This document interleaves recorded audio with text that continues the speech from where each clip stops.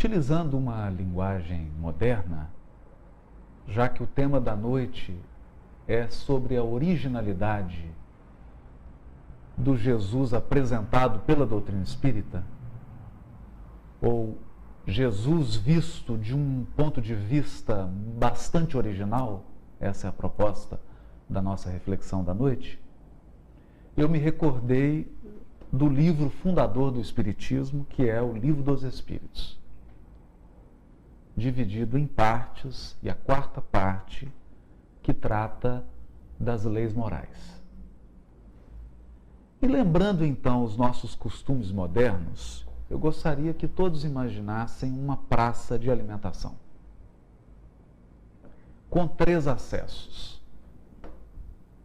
de modo que você pode chegar até essa praça para se alimentar, para compartilhar o alimento, num grande banquete universal, chegando por uma dessas 3 entradas.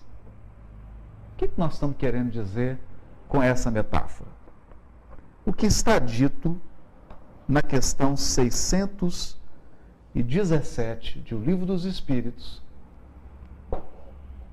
no capítulo 1 do livro 3, que trata das leis morais. Kardec pergunta aos espíritos superiores: qual a abrangência das leis divinas?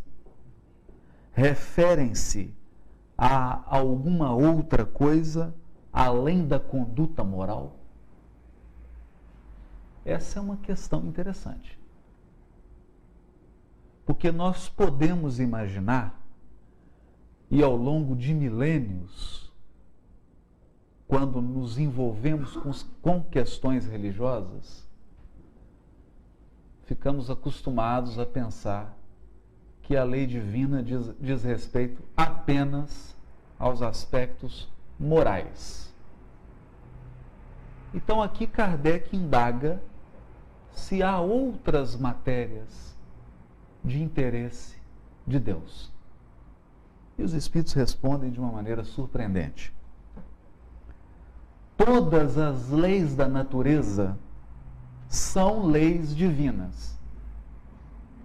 Todas. Visto que Deus é o autor de todas as coisas. O sábio estuda as leis da matéria. O homem de bem estuda e pratica as leis da alma. Algumas coisas nós gostaríamos de chamar a atenção nessa questão. A primeira: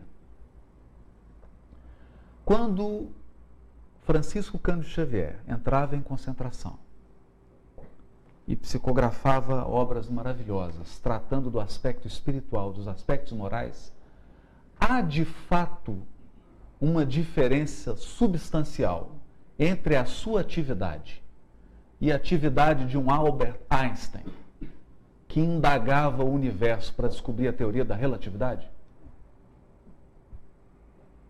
Porventura, o Criador que fez as leis morais que regem o nosso destino é outro Criador que faz as leis da natureza? Há alguma diferença entre um homem de bem?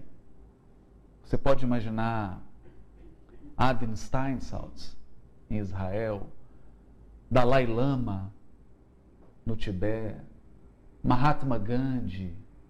Há diferença entre esses homens e um Isaac Newton?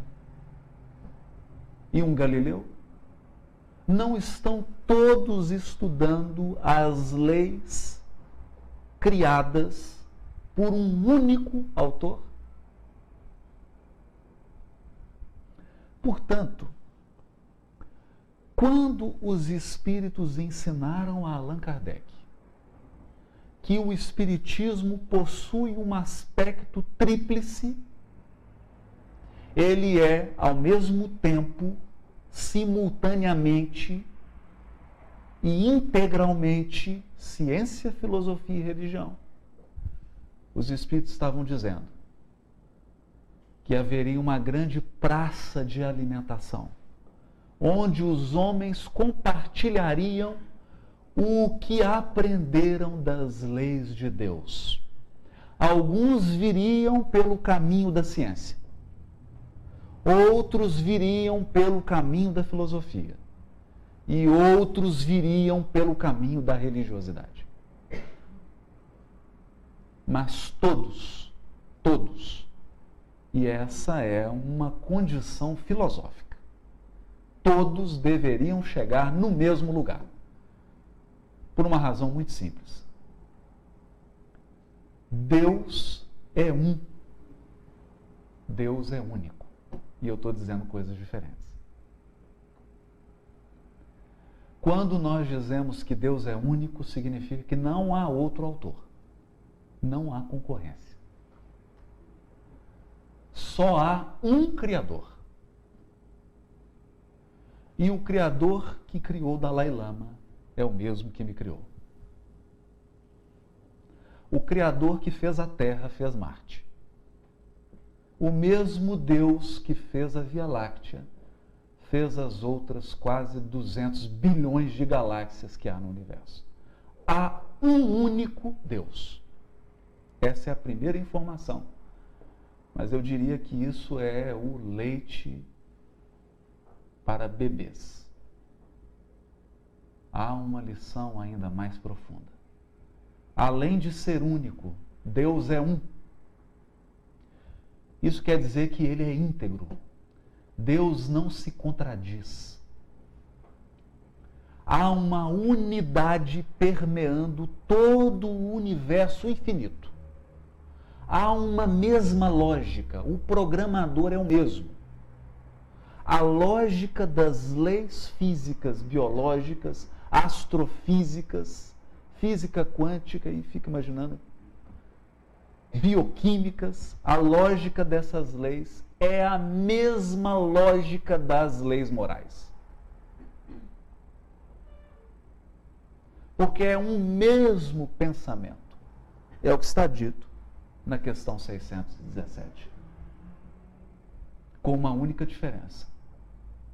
O sábio, que é a pessoa mais afinizada com a ciência e com a filosofia, ele se aproxima mais das leis naturais. Ele se interessa mais pela química, pela física, pela biologia, pela geologia, etc, etc, etc, etc. Campos infinitos do conhecimento. Ao passo que o homem de bem, e aqui usamos a expressão, e os espíritos utilizam essa expressão, homem de bem, no sentido da mensagem que está no Evangelho segundo o Espiritismo, o homem de bem como aquela criatura que se dedicou a experiências de aperfeiçoamento moral. De modo que o homem de bem é aquele que examinou sua própria consciência e atingiu um padrão moral a que todos nós aspiramos e que todos nós chegaremos um dia. Mas as leis são as mesmas. Por essa razão, o título que Kardec dá ao capítulo 1 dessa terceira parte é Lei Divina ou Natural. Portanto, dia virá em que todos concluirão. E quando nós abrimos as páginas da revelação espiritual e estudamos sobre amor, perdão, fraternidade, humildade, etc, etc, não há diferença entre o físico que estuda as partículas subatômicas. Todos estão debruçados sobre um imenso livro. Um imenso livro. Que livro?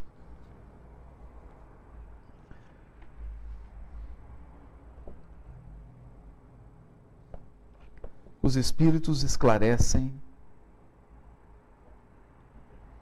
a Allan Kardec. Vou buscar aqui a questão agora. Eles dizem que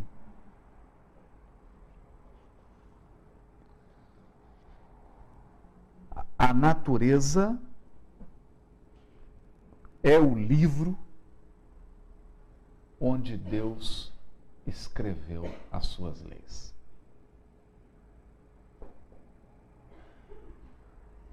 E quando nós dizemos natureza, não estamos dizendo apenas os aspectos exteriores. Nós estamos falando da natureza externa e da natureza interna, da nossa natureza íntima.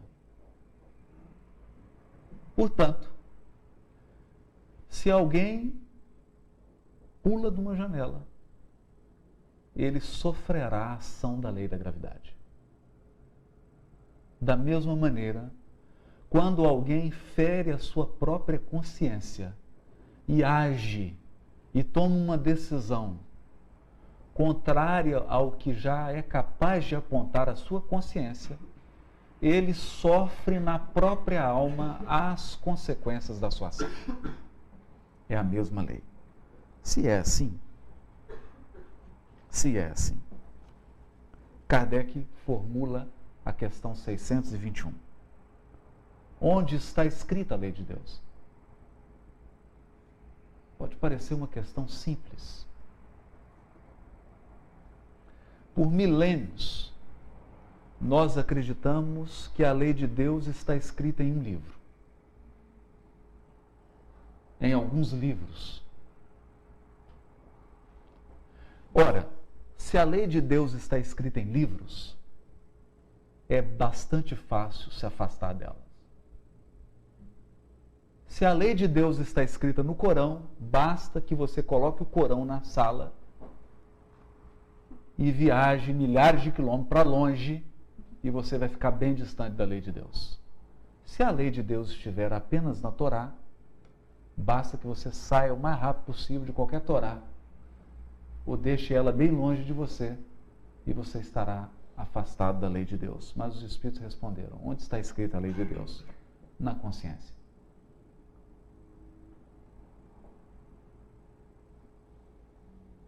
Se está na consciência, ninguém foge de si mesmo. Ninguém nega a sua própria natureza. O ser humano até tenta. Os animais, nesse ponto, são mais inteligentes do que nós. Nunca ninguém viu um leão com crise de identidade. Alguém já viu? Leão querendo ser uma zebra. Fica uma crise. Não tem esse problema. Só os seres humanos negam sua própria natureza. Só os humanos lutam contra a sua própria consciência. Fogem de si mesmos. Tentam esconder de si mesmos. Mas não há como. A lei divina está em nós. Portanto, quer você goste, quer você não goste, quer você tenha religião, quer você não tenha, há uma Bíblia dentro de você.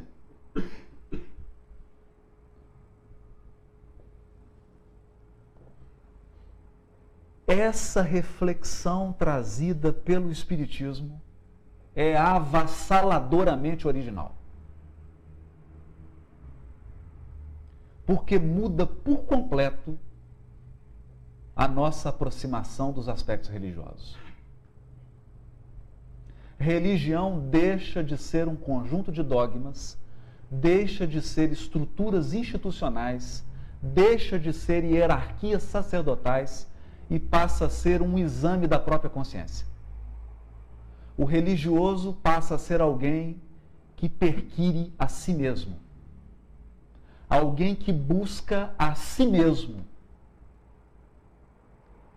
Ou melhor, alguém que vai ao encontro de Deus, mas o encontra na sua própria intimidade.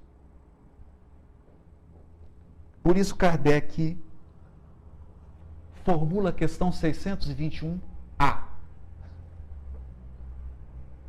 Ele diz assim: ora, uma vez que o homem traz na sua consciência a lei de Deus, que necessidade havia dessa lei ser revelada aos homens? Já está na consciência, para que escrever em livros? Se já está na consciência, para que construir grupo espírita? O que nós estamos fazendo aqui hoje? E os espíritos respondem: ele a tinha esquecido e desprezado. Deus quis que ela lhe fosse lembrada. Então, hoje nós estamos aqui celebrando a memória. Os livros, as revelações, são colocadas em livros físicos para acordar a nossa memória ou para soprar as brasas da nossa consciência. Essa é a função, essa é a finalidade das revelações. Kardec aprofunda o tema. 622. Deus confiou a alguns homens a missão de revelar sua lei? Há algumas criaturas no planeta encarregadas de soprar brasas, de acordar os homens, de conduzi-los nessa busca da própria consciência, da lei divina dentro de si mesmo? Sim, certamente. Em todos os tempos, houve homens que receberam essa missão. Todos os tempos. São espíritos superiores, encarnados com o objetivo de fazer a humanidade progredir.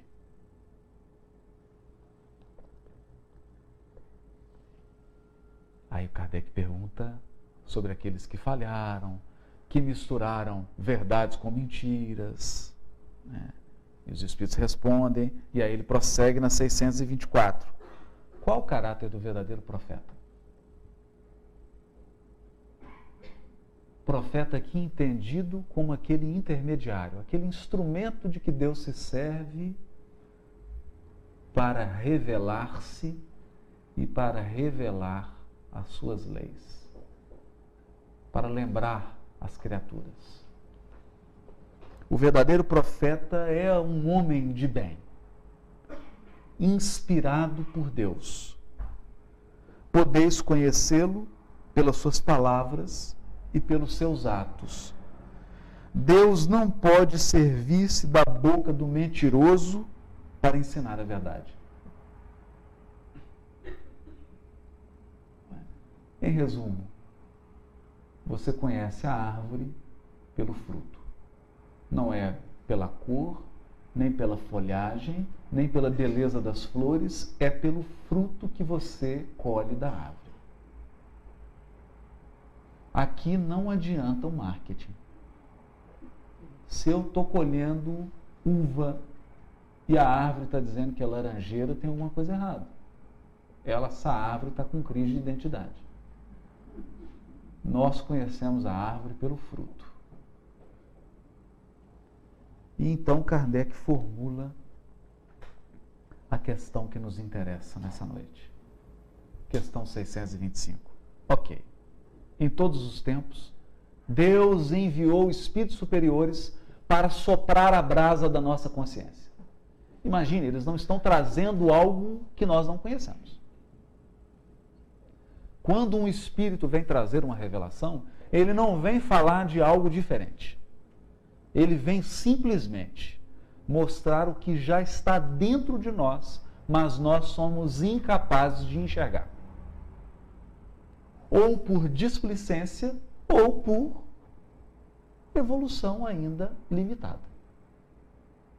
Porque à medida em que progredimos espiritualmente, a nossa visão se amplia, a nossa visão de Deus, da natureza e das suas leis. Ele pergunta: qual o tipo mais perfeito que Deus tem oferecido ao homem para lhe servir de guia e modelo? E a resposta é: vide Jesus. Jesus. E Kardec então escreve essa nota que eu gostaria de ler pausadamente. Para o homem, para os seres que estão na Terra, Jesus representa o tipo da perfeição moral a que a humanidade pode aspirar na Terra. Deus nos oferece Jesus como o mais perfeito modelo. E a doutrina que ensinou é a mais pura expressão de sua lei. Porque sendo Jesus o ser mais puro que já apareceu na terra, o Espírito de Deus o animava, o inspirava, o conduzia. Se alguns dos que pretenderam instruir o homem na lei de Deus, algumas vezes o desencaminharam, ensinando-lhes falsos princípios, foi porque se deixaram dominar por sentimentos demasiado terrenos e porque confundiram as leis que regulam as condições da vida da alma com as leis que regem a vida do corpo. Muitos deles apresentaram como leis divinas o que eram simples leis humanas, criadas para servir às paixões e para dominar os homens. E ele encerra o comentário da questão 625. Então, quando nós falamos da figura de Jesus no Espiritismo, é preciso fazer um esforço enorme. O primeiro esforço, o Jesus que o Espiritismo apresenta é um Jesus que desceu da cruz. Ele deixa de ser um símbolo puramente religioso. Ele deixa de ser uma criatura para ser simplesmente adorada e se transforma em um educador da alma. Um guia e modelo que caminha entre nós e que nos conduz na jornada de encontro com Deus. No encontro de nós mesmos, no encontro com a nossa própria consciência. O Jesus que o Espiritismo apresenta não é um Jesus que traz as pessoas para Ele, é um Jesus que guia as pessoas para Deus. Há muita diferença. Há uma infinita diferença. Por isso, quando dizemos do aspecto religioso do Espiritismo, na verdade apontamos para essa característica. Não há dogmas aqui. Não há estrutura sacerdotal. Não há instituições que dão ordens. No Espiritismo, a religiosidade é vivenciada de uma maneira completamente diferente. Porque essa religiosidade se transforma numa busca interior. É como se nós observássemos um modelo de conduta moral e tentássemos a cada dia aproximar a nossa conduta a esse modelo. Essa é a proposta. Essa é a proposta. Evidentemente, sem abandonar a fé, sem abandonar a esperança, sem abandonar a introspecção, a prece. Todos esses aspectos são resgatados, mas integrados num todo maior. Estamos enfatizando isso porque todos nós aqui somos espíritos egressos de experiências milenares. Alguns aqui já viveram 10, 20, 30 reencarnações na Índia. E quando chegam ao grupo espírita, é natural que tragam essa experiência. Outros aqui viveram milênios incontáveis na China. Outros aqui vieram da experiência dos hebreus. É natural. Outros aqui vieram da experiência da Grécia, de Roma, dos celtas. Viveram experiências religiosas. E quando se aproximam do Livro dos Espíritos, quando se aproximam da questão 625, é natural que essa questão seja lida com a lente da experiência pessoal. A pessoa olha para essa questão com os óculos que ele usa há 3.000 anos. É preciso, então, guardar as experiências e abrir a mente e o coração para uma nova compreensão. Para uma nova compreensão. O Jesus que o Espiritismo apresenta para o mundo não é um Jesus interessado em punir pessoas. Não é um Jesus interessado em catalogar pecados e apontar pecadores. É um Jesus educador, que veio mostrar que nós estamos mergulhados nas leis divinas. Ninguém consegue andar em Miami sem obedecer à sinalização. Há leis de trânsito regulando o tráfego de veículos. E ninguém consegue evoluir espiritualmente sem obedecer às leis divinas. Virar para a direita ou virar para a esquerda não pode ser feito de qualquer jeito. Há leis divinas guiando o nosso destino.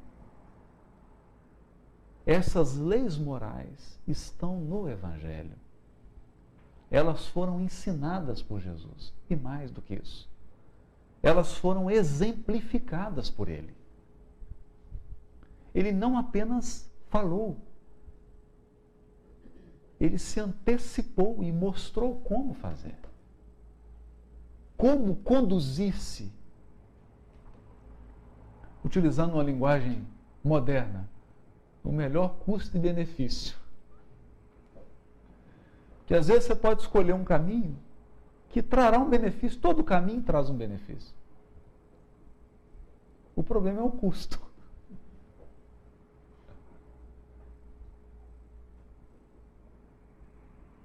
Então a pessoa imagina que está ferindo o semelhante e que está lucrando com isso, mas não imagina o custo que a sua ação terá no futuro. A imensa quantidade de dificuldades que ela está criando para o seu próprio destino ao prejudicar o semelhante. É sobre esse ponto que nós gostaríamos de destacar. E da questão do tríplice aspecto da doutrina espírita. Mostrando que o cientista, o filósofo e o religioso são, na verdade, a mesma criatura debruçada sobre as leis de Deus. Talvez olhando ângulos diferentes. É como um fotógrafo. Se ele quer capturar uma imagem, ele precisa abrir o foco. Se ele quer tirar uma foto mais de perto, ele precisa fechar o foco. É uma questão de foco. Nada mais. Pensando nisso, nós selecionamos 3 passagens do livro Paulo e Estevão. A partir dessa base, a partir do que nós dissemos até agora, com a ajuda da questão 625 do Livro dos Espíritos, examinar o que Paulo está vivendo nesse livro. 3 experiências que eu gostaria de compartilhar com vocês. Só que agora não são experiências religiosas apenas. São experiências da alma. Não são apenas de Paulo, são minhas, são suas. O que ele viveu teve valor para ele, mas tem para mim hoje, tem para você hoje. Esse é o ponto. Porque a mesma jornada trilhada por Paulo é a nossa. Nós somos espíritos imortais que ao longo de várias encarnações estão num processo de aprimoramento espiritual. É uma ascensão espiritual. E essa jornada apresenta perigos. Há desafios no caminho. Portanto, nada melhor do que alguém que já percorreu para nos avisar do que encontraremos adiante. Nada melhor do que quando alguém volta e diz: escuta, na milha 55 você vai encontrar isso. Na milha 102 você vai encontrar isso. São os milestones. E aqui nós encontramos uma conversa de Paulo com Barnabé. Porque quando Paulo percebeu isso, quando ele percebeu que tratava-se de uma jornada espiritual, quando ele percebeu que a figura de Jesus era, na verdade, a figura de um educador de almas, ele logo concluiu: ora, quanto maior o número de pessoas que acordarem a sua própria consciência, quanto mais pessoas estiverem comprometidas com essa jornada, mais felicidade nós teremos no mundo. Faz sentido isso? Faz sentido. Faz sentido. Então, há um trabalho a realizar. Há um trabalho a realizar. Há a construção de um mundo novo. A construção de um mundo em que as pessoas possam viver mais felizes. Em que as pessoas possam viver com mais fraternidade. Em que os seres humanos se respeitem mais uns aos outros. Em que o amor possa inspirar mais as condutas e as decisões das pessoas. Foi isso que ele imaginou. E ele então saiu nesse trabalho. Nesse trabalho de soprar brasas, de acordar consciências, acordar os espíritos. E ele diz assim: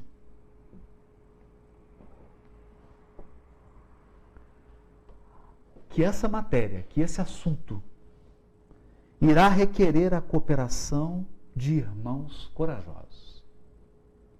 Não é um trabalho fácil. A comunidade do Cristo não será vitoriosa se todos pensarem apenas em si mesmos. Claro. Afinal de contas, não há comunidade onde todos pensam em si mesmos.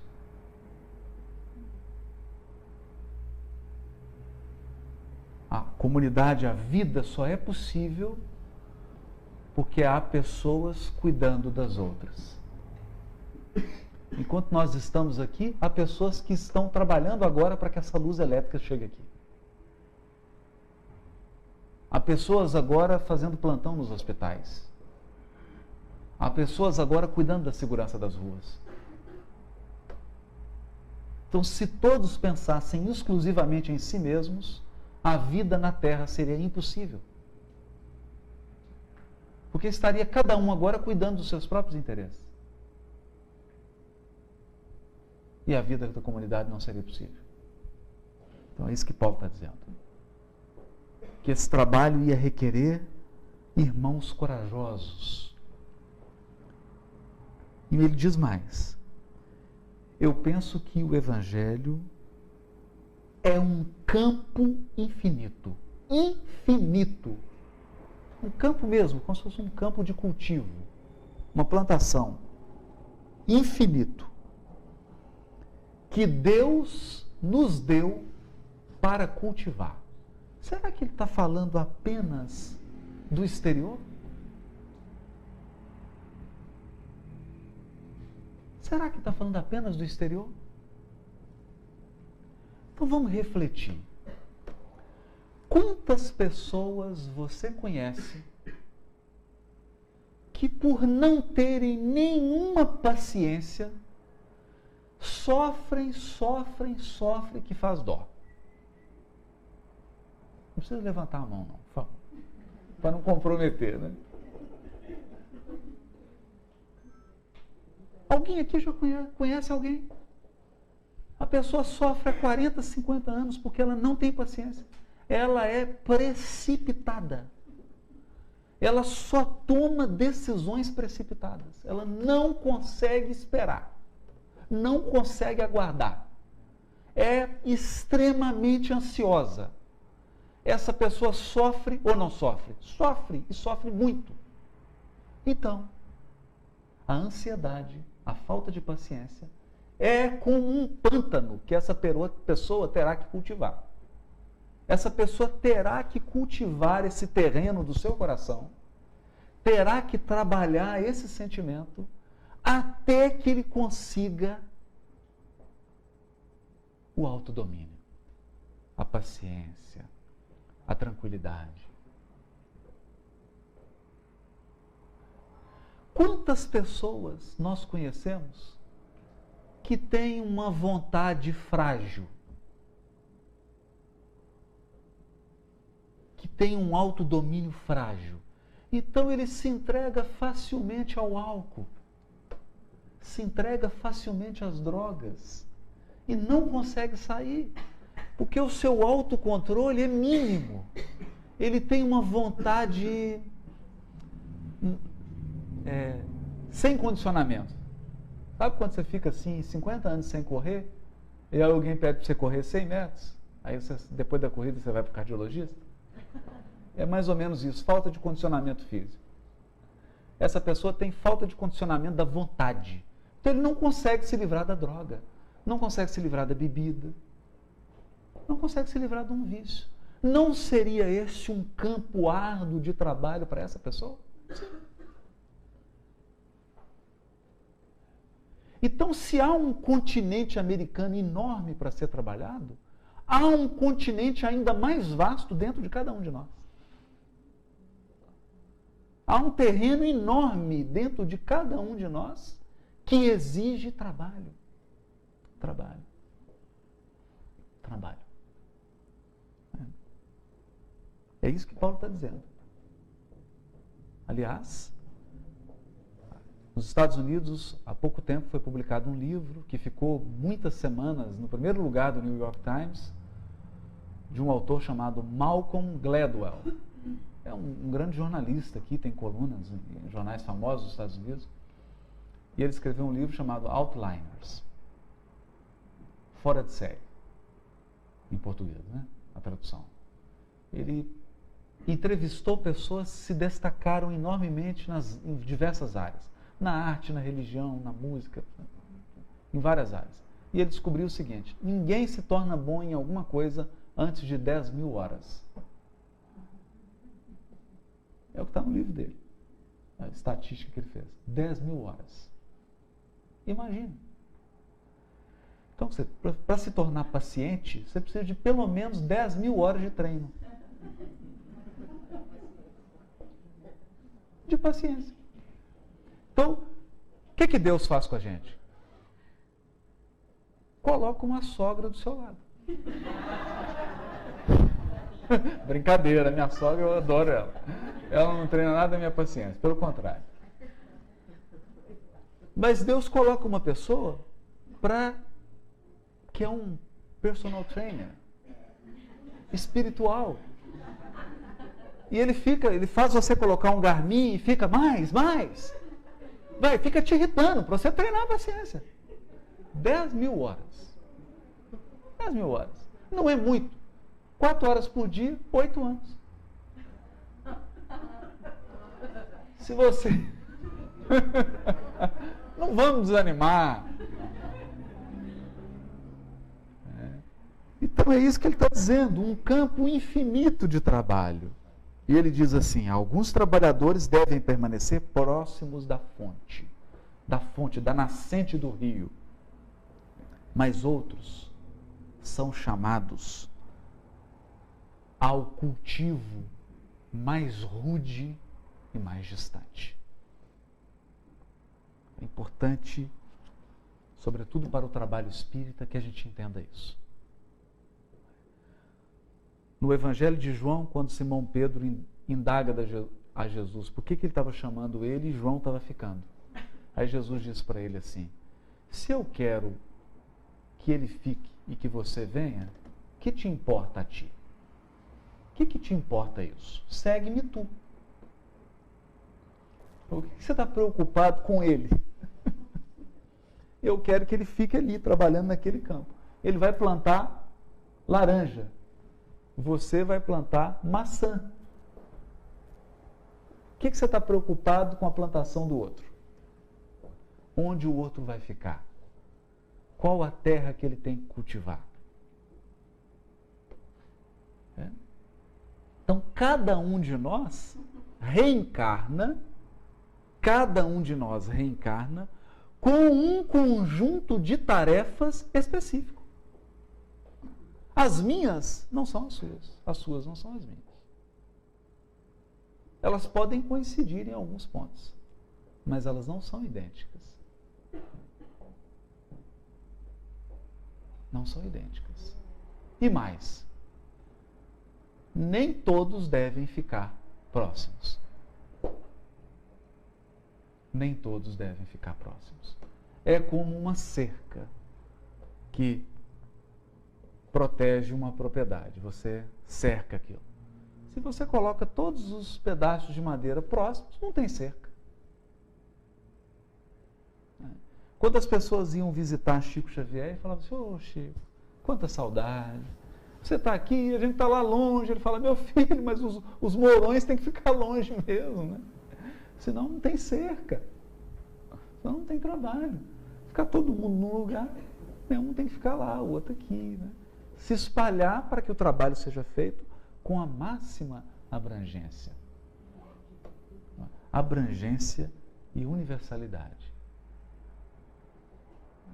Então, esse trabalho, tanto exterior, o trabalho de auxílio aos semelhantes, o trabalho de soprar as brasas da consciência, e o trabalho interior, exige essa compreensão de que cada pessoa está no seu lugar. E cada pessoa nasce com um conjunto de tarefas que lhe dizem respeito. Há uma notícia boa para isso. Não tem ninguém melhor no universo para viver a sua vida. Então, cada um de nós está absolutamente equipado para viver a própria vida. Ninguém em nosso lugar poderia fazer melhor. Nós podemos fazer o melhor. Basta querer. Basta dedicar-se. É disso que Paulo está falando.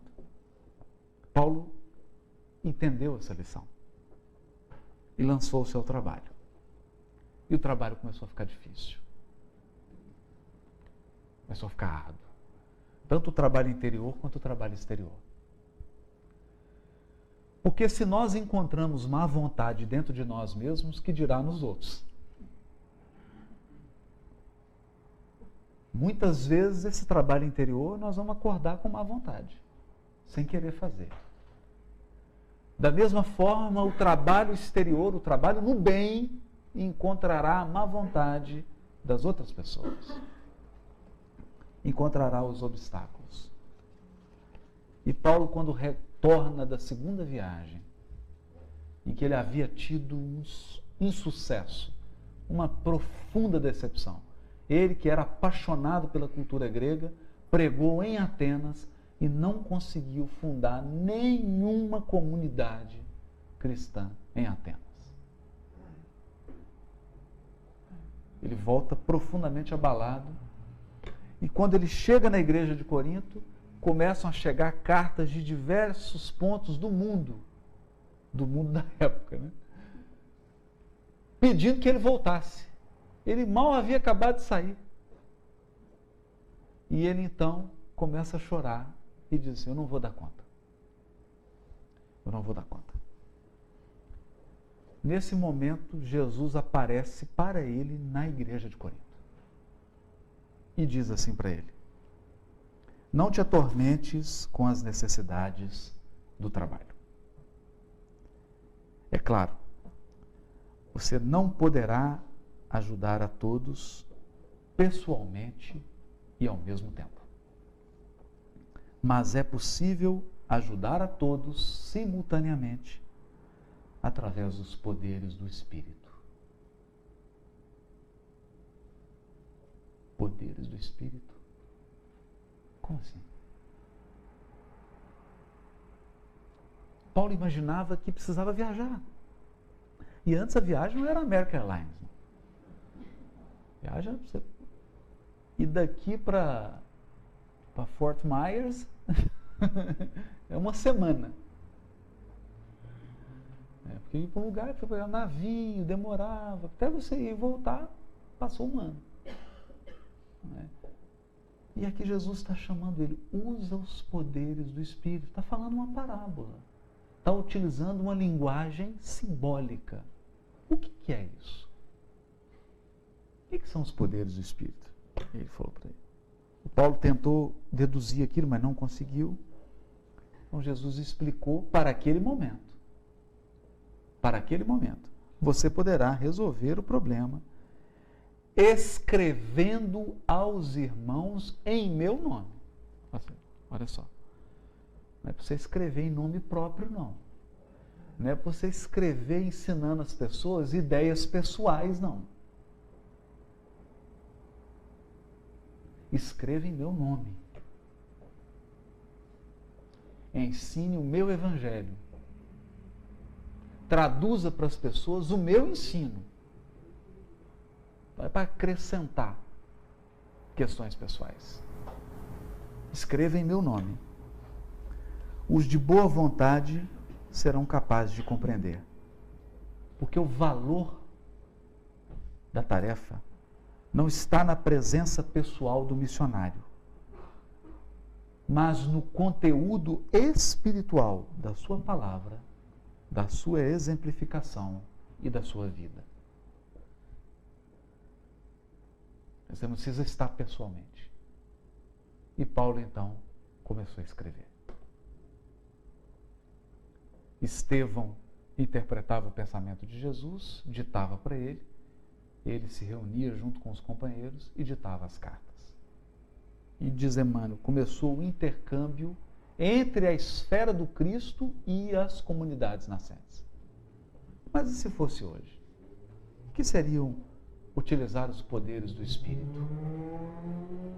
Bom, de uma maneira bem simples, ninguém hoje vai pegar papiro, amassar o papiro, construir uma folha, preparar a tinta, pegar um bico de pena para escrever no papiro, porque era assim que Paulo fazia.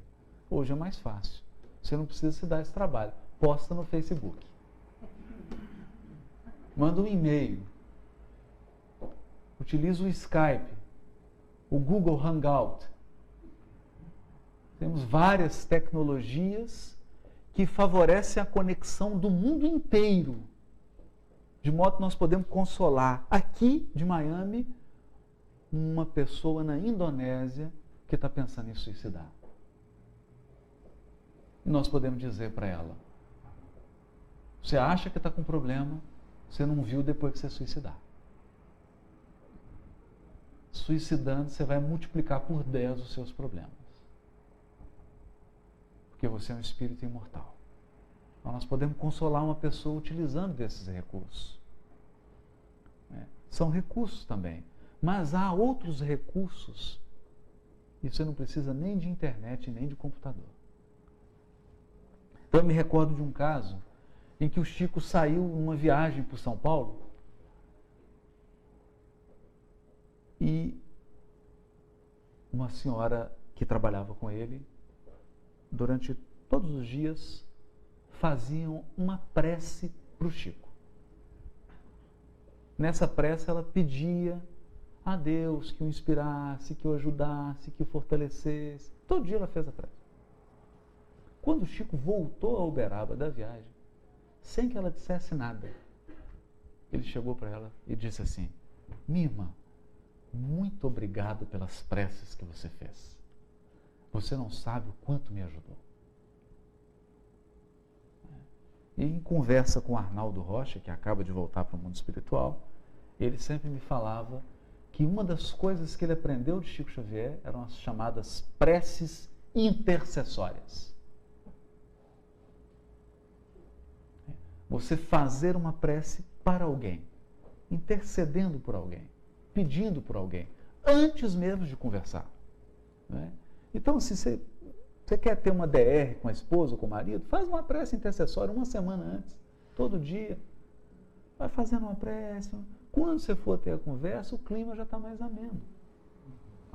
Precisa resolver alguma coisa do trabalho espírita? Começa a fazer prece para a pessoa.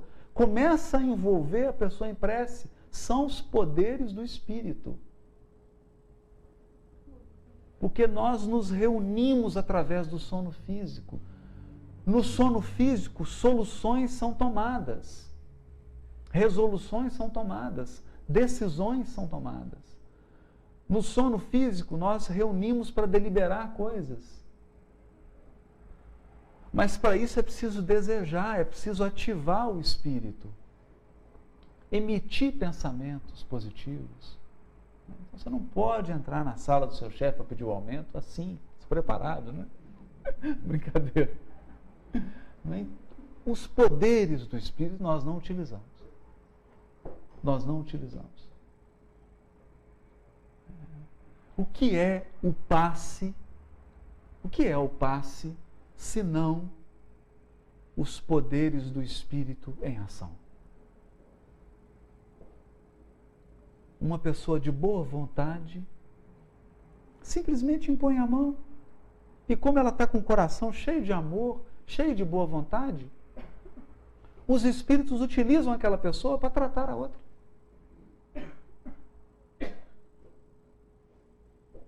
Mesmo que você não conheça as técnicas, mesmo que você não conheça nada, você é utilizado como instrumento, porque, como diz o Chico, se laranjeira tivesse que fazer curso de agronomia para dar laranja, nós estávamos perdidos.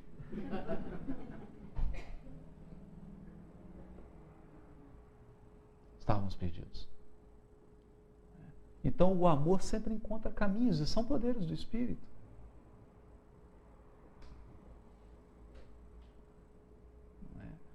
A prece, o sono, todos esses recursos, e muitas vezes nós não utilizamos. Nós não utilizamos.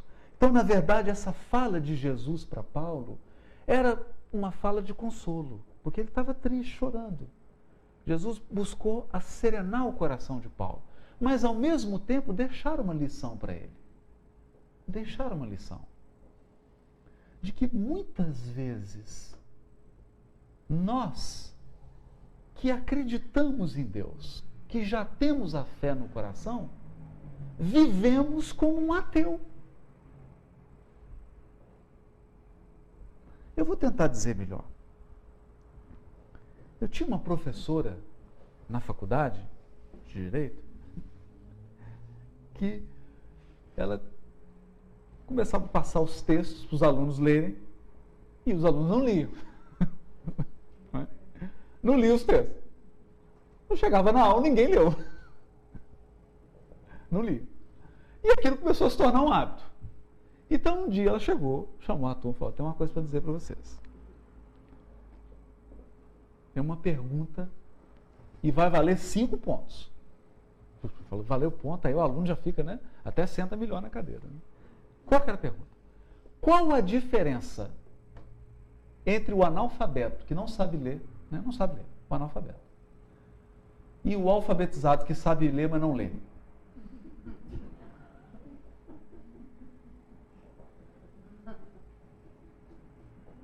E todo mundo ficou olhando um para o outro. E aquilo virou motivo de brincadeira. Um chamando o outro de analfabeto. Porque se você sabe ler, mas não lê, qual a diferença? Só porque você lê placa de trânsito? 1/4 de milha. Oh, eu sei ler, eu sou alfabetizado. O que você lê? Placa.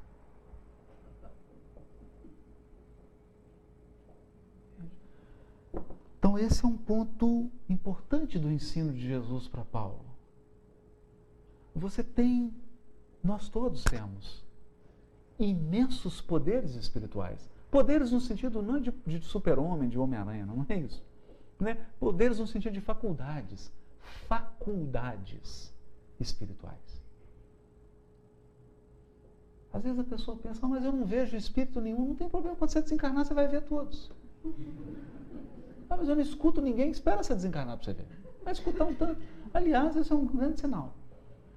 Se você estiver deitado na sua cama, começar a chegar parente que já foi, e você estiver vendo e conversando com eles, é um sinal para você serenar o coração, entrar em prece e preparar para fazer a mudança.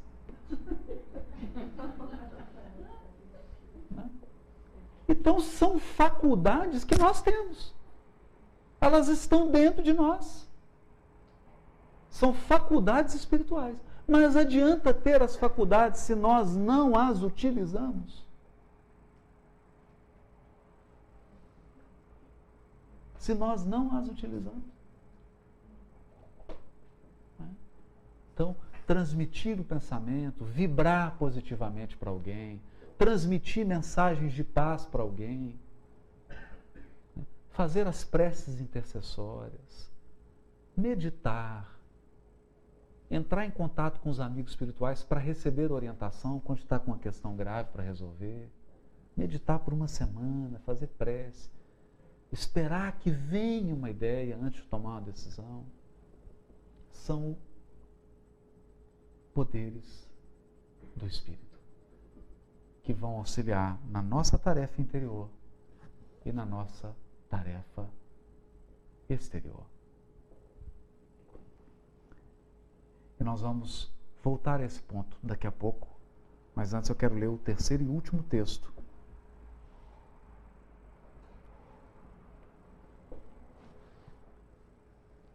Há uma questão nesse texto tão importante, tão crucial para todos nós, que vale a pena nós refletirmos sobre esse texto. Há pouco tempo foi publicada uma obra do Divaldo Franco, ditado pelo Espírito Joana de Anjos, chama Constelação Familiar. E essa obra está baseada num novo processo de tratamento psicológico, um processo mais espiritualizado. E esse processo revela o que nós já sabemos. Ninguém nasce na família errada. Segundo, cada um nasce na família mais adequada para desenvolver os seus potenciais e para superar as suas próprias limitações internas. Mais do que isso, em uma família, em um grupo, nós sempre estamos em relação, em contato com pessoas ligadas à nossa intimidade. Pessoas que refletem nas suas condutas o que nós trazemos dentro de nós. Esse é o ponto. E uma conclusão que esses psicólogos chegaram nesse tratamento. Uma conclusão linda. Que existe uma lei natural nos relacionamentos humanos. Existe uma lei natural. Essa lei se chama reconciliação. Reconciliação. Eu vou tentar resumir isso é muito filosófico. Eu vou tentar traduzir isso numa linguagem assim mais simples. Todo mundo que você não gosta, você já percebeu que está perto de você? Pessoal, eu não gosto de fulano, mas não tem problema, porque ele está morando lá no Japão mesmo, né? Não tem. Eu não gosto de pessoas que fazem isso. Mas como as pessoas que têm esse tipo de hábito que eu não gosto moram na Finlândia, então não tem problema. Nunca é assim. Já percebeu que as coisas que você não gosta são exatamente as que as pessoas que ficam perto de você fazem?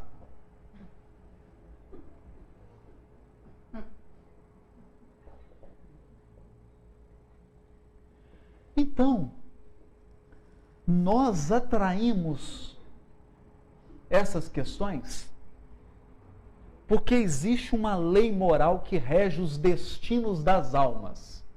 E essa lei se chama reconciliação. Por isso, no Sermão do Monte, que é o Bill of Rights espiritual, né? Os direitos são os direitos humanos do mundo espiritual. Jesus diz assim: reconcilia-te com o teu adversário enquanto você está do lado dele. Ok. Todo mundo, quando fala assim, apóstolo Paulo, você imagina logo uma coroa de luz. Apóstolo James, imagina logo uma coroa. Só que quando a gente abre o Paulo Estevão, nós encontramos apóstolos que são pessoas como nós. E no caso aqui, Paulo e James, ou Tiago em português, como diz lá em Minas Gerais, não se bicavam. Um entrava numa porta, o outro saía pela outra. E ambos eram apóstolos do Cristo. Quando Paulo planejou uma viagem para Roma, já estava tudo certo. Passaporte, já tinha o visto, tinha feito até o check-in. Porque a amiga dele, Febe, já tinha organizado o navio, estava tudo pronto, mala pronta. Chega uma carta do adversário, dizendo para ele: Paulo, estamos em profundo sofrimento na igreja de Jerusalém e precisamos da tua ajuda. Ele acabou de ler a carta e falou assim: mas quem que ele pensa que é? Eu nunca tive ódio, não, mas também nunca gostei dele. E sei também que ele não gosta de mim. Com que direito ele me faz esse pedido? E logo agora que eu já estou com um check-in feito. Foi o primeiro sentimento de Paulo. E não estou falando do Paulo pós-convertido, não. Esse Paulo aqui já tinha quase 30 anos de convertido. Nós estamos falando de um Paulo trabalhador maduro, faltando alguns anos para desencarnar. É um Paulo no auge. Aí ele fala assim: bom, mas como eu já aprendi, ele já estava treinado, eu vou consultar o Evangelho. E abriu o Evangelho. O que caiu para ele? Reconcilia-te com o teu adversário enquanto estás a caminho com ele. E ele encontrou com Tiago, com James. Mas há uma coisa interessante. Uma coisa interessante. As pessoas mudam todo dia. E nós temos uma tendência. Se você teve um atrito com a pessoa há 3 anos para trás, você costuma tirar uma fotografia daquela pessoa naquela época. Aí daí 5 anos você encontra com ela e você fica igual aqueles oficiais da alfândega. Olha para a pessoa, olha para a foto do passaporte. Tira os óculos, por favor. Né? Não confere. É claro que não confere. Não confere. Porque nós tivemos uma experiência com a pessoa num tempo no passado. Hoje ela é outra pessoa, como nós também somos outras pessoas. Então a foto tem que ser atualizada, tem que tirar uma fotografia nova. Paulo, quando se dirigia para Jerusalém, ele tinha uma fotografia de Tiago tirada há 30 anos. E quando ele chegou na igreja de Jerusalém, ele olhava para a fotografia dele, olhava para o Tiago e falava, não é, a pessoa não era, mas é claro que não era. Ele havia mudado e Tiago havia mudado. E ele encontra então um ancião, um homem machucado, cheio de cicatrizes, de cabelo branco, sofrido, um homem que lutou décadas e décadas e décadas para que a mensagem do Evangelho permanecesse de pé em Jerusalém, sem ser esmagada pelos poderes da época. E então ele conclui, depois de conversar, depois de fazer um movimento de conciliação, que aí ele reconciliou com o Tiago. Ele tentou entender, deixa eu olhar pelos olhos dele. Porque olhar pelos meus olhos é fácil, já estou acostumado. Deixa eu olhar pelos olhos dele. E aí ele diz assim, as palavras de James, do Tiago, estavam cheias de brandura, de compaixão e de sabedoria. E traziam uma revelação consoladora. Os galileus eram muito mais sábios do que todos os rabis de Jerusalém. Ele, Paulo, que viera da religião tradicional e que aprendera com famosos scholars, inclusive com Gamaliel, agora estava admirado com aquele homem e com o sucesso dos galileus na divulgação do Evangelho. Por um simples motivo. Eles sabiam silenciar quando necessário.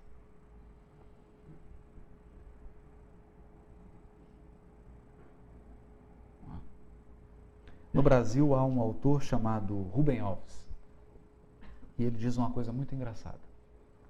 Depois, se alguém, acabando essa palestra, voltando para casa, você pode jogar no Google um curso de oratória. Aqui em Miami deve ter uns 500. Mas depois que você consultar cursos de oratória que ensina a falar em público, você consulta um curso de escutatória.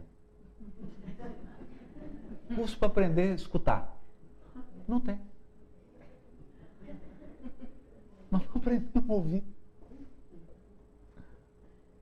A gente não aprende a escutar. Nenhum. Não sabemos escutar. A pessoa está falando, você já está pensando na resposta. Não escuta. Não escuta. Então, nós vamos precisar de 10.000 horas de treinamento, segundo o Gladwell. Malcolm Gladwell. 10.000 horas de boca fechada só escutando. Para aprender. Acabou na escuta. Escutar. Então, pela primeira vez ele escutou. E talvez a maioria dos nossos desafetos, a maioria dos nossos atritos, tem um fundamento, uma base. A nossa incapacidade de escutar o outro. De tentar enxergar pelo ponto de vista do outro. Não estou dizendo que você tem que concordar com o ponto de vista do outro, não é isso. Mas entender o ponto de vista do outro. Entender de onde, como que ele está construindo. Ele está se baseando em quê? Quando se faz esse esforço, não é? Quando se faz esse esforço, mas é uma escuta inteligente. E foi o que Paulo fez. Aí vigora a lei divina da reconciliação. Enquanto nós não nos reconciliarmos, não há libertação nos relacionamentos. Foi o que Paulo aprendeu. É sobre essa jornada que nós gostaríamos de falar. E para finalizar, Eu não vou recitar, eu vou apenas comentar. Não é? A prece de Alta de Souza, que está no livro Parnaso de Alentum, chamado Mensagem Fraterna. Que essa prece é uma síntese. Os poetas têm o poder de sintetizar coisas maravilhosas em poucas palavras. A Alta de Souza diz assim: meu irmão, tuas preces mais singelas são ouvidas no espaço ilimitado. Mas sei que às vezes choras consternado ante o silêncio da força que interpelas. Volta ao teu coração. Volve ao teu coração,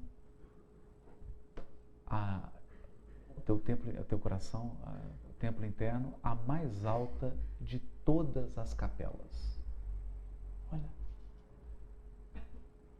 E as respostas mais lúcidas e belas hão de trazer-te alegre e deslumbrado. Ouve o teu coração em cada prece. Deus responde em ti mesmo e te esclarece com a força eterna da consolação. Compreenderás então a dor que te domina sob a linguagem pura e peregrina da voz de Deus em luz de redenção. O maior poder, o tremendo poder espiritual de que nós somos dotados é o poder do coração. E é no coração, é através do sentimento. O sentimento é como um lago que Deus agita com o dedo. Quando a gente percebe um sentimento novo no nosso coração, e quando é um sentimento de amor, de bondade, de luz, saibamos que é Deus se comunicando conosco. Muito obrigado, boa noite.